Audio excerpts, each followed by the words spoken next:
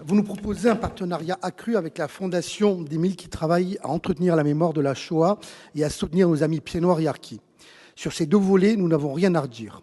Par contre, vous insistez sur un autre volet qui est le plan d'action visant, je cite, « à la prévention et à la lutte contre la radicalisation, le complotisme, l'embrigadement et pour l'affirmation des valeurs de la République ».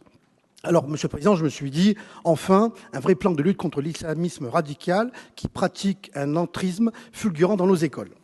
Varmatin nous informait encore en début de semaine de la mise en examen d'un jeune étudiant azurien qui se réclamait de Daesh et qui préparait une attaque au couteau.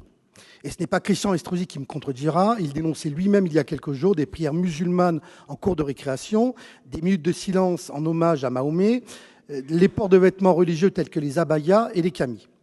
Alors que nous espérions une ligne claire, des mots forts destinés à nommer le mal qui frappe nos concitoyens et radicalise nos lycées. Islamisme, ce mot n'est jamais écrit dans le corps de la délibération ou des conventions, comme vient de le relever d'ailleurs ma collègue Colline Housset. Monsieur le Président, un seul mot me vient à l'esprit, déception. Alors que vous nommez la barbarie nazie et l'antisémitisme à juste titre, pas une fois le radicalisme islamiste. C'est un coup d'épée dans l'eau, un acte manqué.